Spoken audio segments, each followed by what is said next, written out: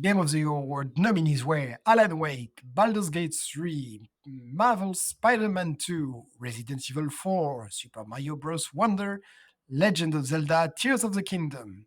And the winners is Battle at the surprise of absolutely no one. We explained last week why we thought it would win.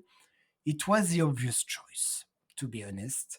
Why, if you recall, and I'm sure you guys, we did our own specification as to what a game award or game of the year should be.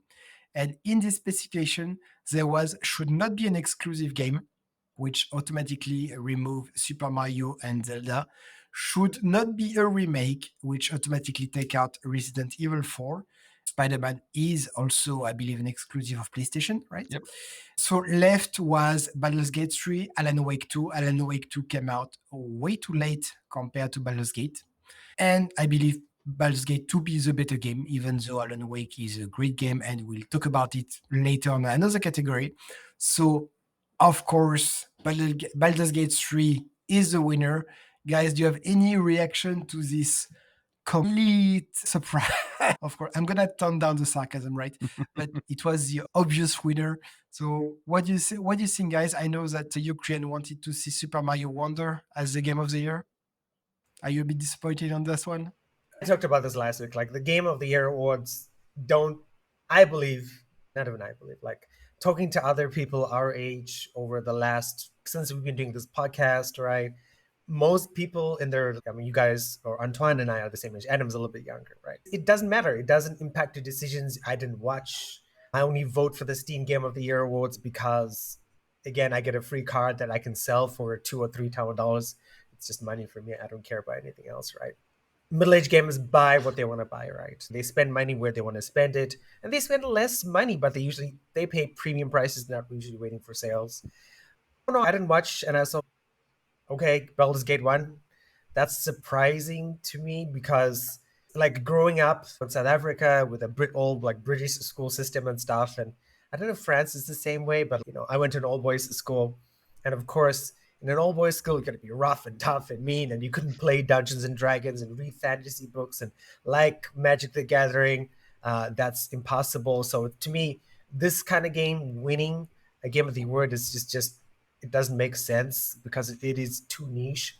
I thought Super Mario Bros. Wonder was a good choice because it is the most accessible game. It is a game that anybody can pick up and play, and there's no complicated rule sets. There's no dice rolls. It's just here's A, here's B, move.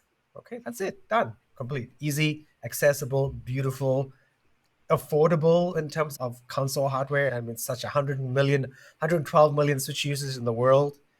That was my take anyway. Got it. What about you, Adam? Oh, I'm not shocked at all. I was expecting it to win. I was probably going to be a little bit disappointed if it didn't. Yeah, but the opposite of what Korean was saying there. Like for me, it's not necessarily about accessibility, but about the overall experience, the hype behind it, the kind of cultural impact that the game has as a whole. So something like if we look back and say like The Witcher 3, people still talk about The Witcher 3. You look at Skyrim, people still talk about Skyrim. These are things, and not only that, but these are games that inspire future games, and everyone wants to make the next Skyrim. Everyone wants to make the next Witcher 3. And even if that game's not accessible to everyone, pretty much everyone's heard of it. They have an idea of what it is. And I think Baldur's Gate was very much that. Whereas I feel like maybe something like Super Mario Wonder or maybe I haven't played Alan Wake 2, but I feel like these are games that people will play. And then in 5 years, you might mention it and people are like, oh, yeah, I remember playing that game. But people aren't thinking, oh, I need to make the next Mario Wonder because the next Mario Wonder is just the next 2D Mario in a way. Whereas, say, Breath of the Wild with Legend of Zelda, that was a huge thing. It was a huge cultural thing. And people are like, everyone wants to make the next Breath of the Wild, which is why Tears of the Kingdom was such a big deal.